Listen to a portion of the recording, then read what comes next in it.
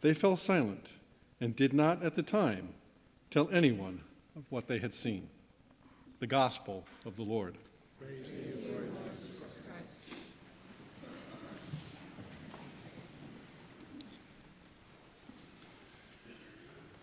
Second Sunday of Lent, Transfiguration Sunday, the day when Christ revealed his divinity to Peter and John and James on the mountainside. Do you think that being on the mountain with Jesus that day, at that very moment, possibly changed how Peter and John and James saw Jesus, how they looked at him? Probably did. And as I thought about this, it occurred to me that it's interesting how we all get to know people. I mean, really get to know them. What motivates them, what encourages them, what makes them tick.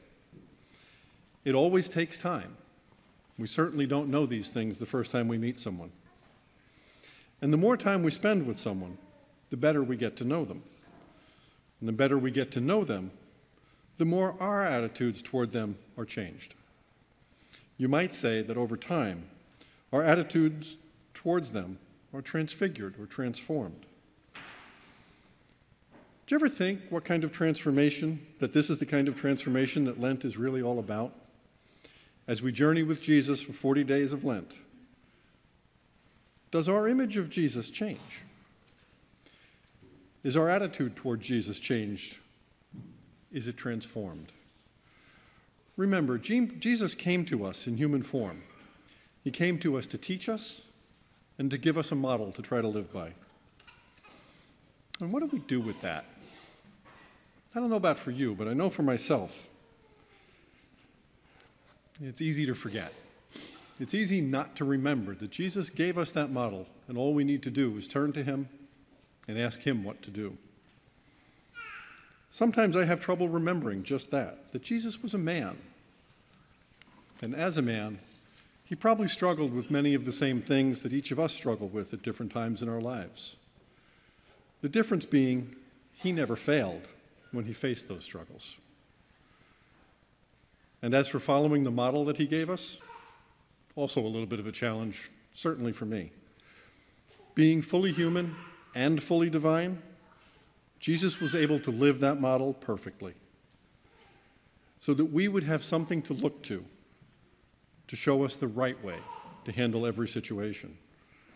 And even when we allow our humanness to get in the way and drive us to accept the answer that we want rather than the answer that he wants us to know, he's still there. The teaching is still there. The model is still there that gives us the right answer. So as I was preparing for this week, questions always come to me. And the questions for this week all centered around, am I allowing myself to be changed? Am I allowing myself to be transformed? And the questions are this: what do I have to do differently so that I can be changed and stay focused on the message of Lent? And how, during Lent, do I learn something for myself that helps me move forward to not just remember these lessons during Lent, but how do I remember them all the time? What do I have to do differently today and every day to be changed in such a way that I can remember to live the model that Jesus gave us? So over the years, I've tried many different things during Lent. I've gone to daily Mass. I've prayed morning and evening prayer. I've gone to reconciliation. And I've often read books, some that Father Joe's given us, some that I've found on my own, often broken into 40 chapters. Let's keep it simple for all of us. One for each day of Lent. They've all been great references. They've all been great tools. But what they haven't been is anything that could stay with me.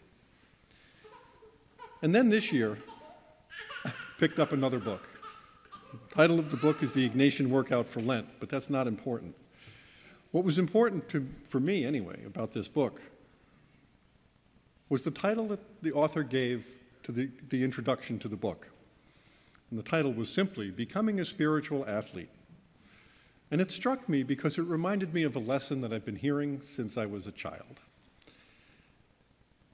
We've all joined or coached or worked with sports teams in our lives. And the coaches, and throughout our lives, we hear this, all tell their athletes one thing. You don't learn a new skill by doing it once. You don't learn a new skill by doing it twice. It takes practice. It takes lots of practice to make it part of who we are. It takes lots of practice to make it something that we just do naturally, rather than having to think about. And it was that thought that really brought me back to Transfiguration Sunday. And the questions that I was left with at the end of the day is what am I doing, and what are we all doing as Catholics, as Christians, during Lent to transform how we see Christ today and throughout Lent? But really, how are we changing our own lives? What are we doing differently so that we see that model and we hear those lessons every day of our lives? The question is, are we working to become spiritual athletes?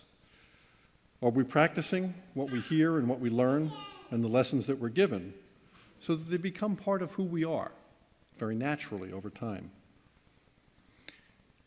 Remember, Lent is about changing our hearts, and not just for 40 days.